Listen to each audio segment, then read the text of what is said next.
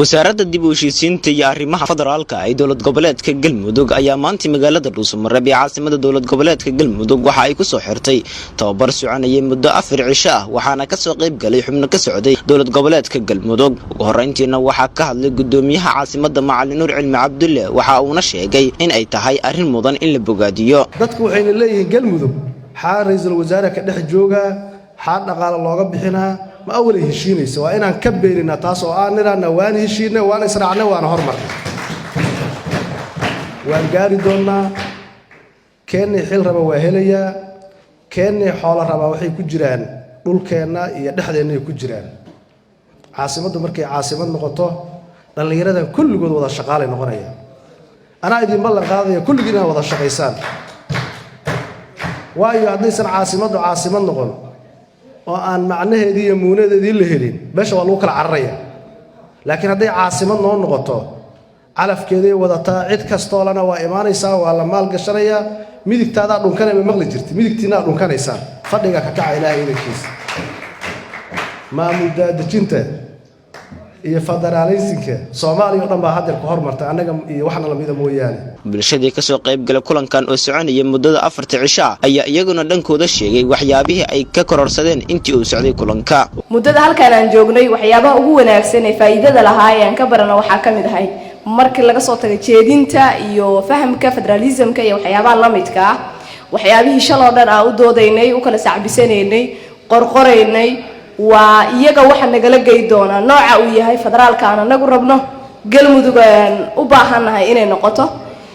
hadii nalala garto maamul goboleedyada kale la tagay ee sida anagu u fikirnay si lamida ay u fikiraan oo aysan ogolayn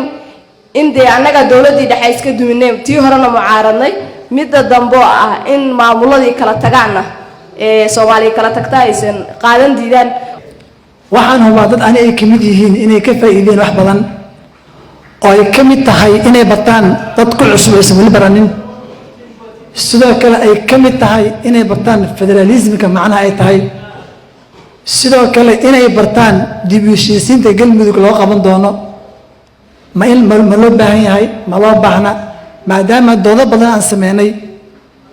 waxaan aaminsanahay in walaalahan maanta gabagabada ah markii aan baxno wax badan aynu ka faa'iidi doono waxaana codsan lahaa mar walbana bogaadina waxay tahay dhalinyarada maadaama ay yihiin dadkii u haraya Galmudug bisinka birta jabiyay buurahana rakibay badana kala bahayrshay baaska lagu xajiyo yaan bulshada haydiyay kaaga dhigay bilaw bisingada hashii hadaan garabu cashaday hadalka soo gaabshani goontanka harawadan badan caraygu garo dhiyay guntaamay codbahan soo gudbinahaya cindiga gashada ugu dambeyntiina wasiirka wasaaradda dib u heshiisiinta iyo arrimaha federaalka ee dowlad goboleedka Galmudug Saalax Cabdullaahi Maxamed ayaa soo xiray tababarkani waxa ay raacdo xiritaanka meeshan waxa noo horeeyay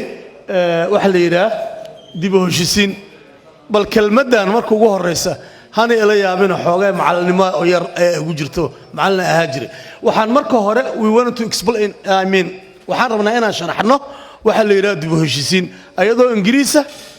iyo ayadoo Soomaaliya intaan markaad ka goyso maxay noqonay heshiis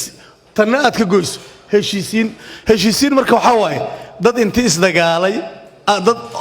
la hor istaagayo inay isdilaan marka dib ku dartana waa dad intii isdagaalay la heshiisiinay marka reconciliation waa sidoo kale nimankeena Ingiriiska waxa ku bartay markaad ka reebto suffixka it will be conciliation conciliatory waxa waaye wax isla ogolaasho reconciliation wixii baayana isla ogolaano marka ana waxa ma jeclaan lahay kelmadaas suffixkaas hore ilaga baabiyo ay noqoto conciliation kaliya still hadaan sii socono oo aan ka reebno ION wax kale noqonay kana waa sidoo kale Soomaaliga heshiisiinta hadaan ka reebno heshiisiin Cabdul Fataax Maxamed Axmed Galmudug TV Dhuusamareeb